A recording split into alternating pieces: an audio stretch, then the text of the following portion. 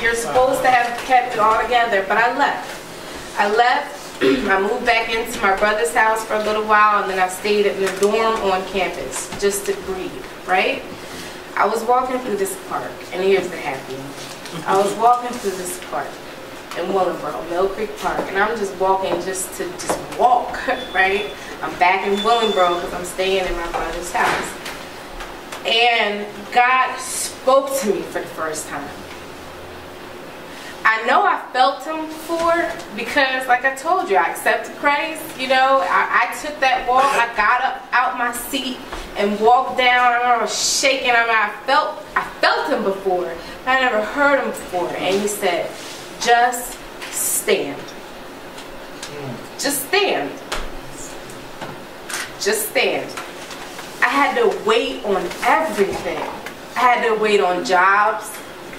I was on unemployment for a whole year. Just imagine, you know, you got your PhD and you're applying. I was applying my tail off. It didn't matter. I didn't have one, right? I had to wait on jobs. I had to wait on a new relationship, obviously. I had to wait on this, wait on that. And I just stood. I thought I grew up somewhat poor. I was broke. I couldn't really feed all of us.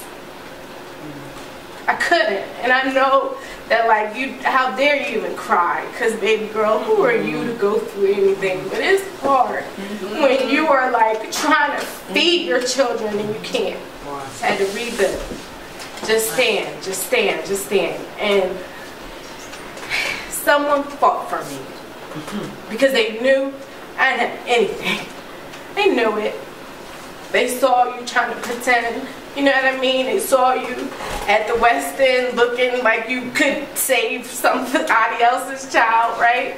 They saw you out in the world, but they knew, oh no, she ain't got nothing. My mom, my spiritual mom, she said, I'm gonna give this girl a job. Best hair day of my life. I walked in, I mean, I'm like, where do you even go to get your hair done, right? I found the one T-ball mom, I'm T-ball commissioner at West End. I found the one T-ball mom whose hair is always laid. She's from here. I'll drop her name, Chanel. And I was like, I want to go where Chanel goes, right? So I walked up to her. She said, go to Felicia. She's right at a touch of whatever, right across from the Marriott. Go to her, right? Get your hair done. I got the job. I got the job. I had it for 1 year, this past year, and it was the greatest blessing ever. It taught me that, like, if you really do just buckle down and you start to fellowship and you care a lot less about who likes you, who thinks you're cute, who this, who that, you care a lot less about, you know, what you have on, whether or not your hair is done, and you just put everything that is under your head, under your hair, right, to work, then you can do some remarkable things. You know, you put your ego aside. You say, oh, well, whatever. They think you don't know nothing. You're from Trenton, you know, like, what do you know? You find whoever will listen. You empower them to do some things. I swear to you, I know one thing only about the Bible. That's it. I grew up atheist. I didn't read it. You know, I know one thing about it. If I had only read that book, cover to cover, I would know more than every book I've ever read in my life. Wow. And I've been reading them straight since kindergarten. Cover to cover, loving everything about books.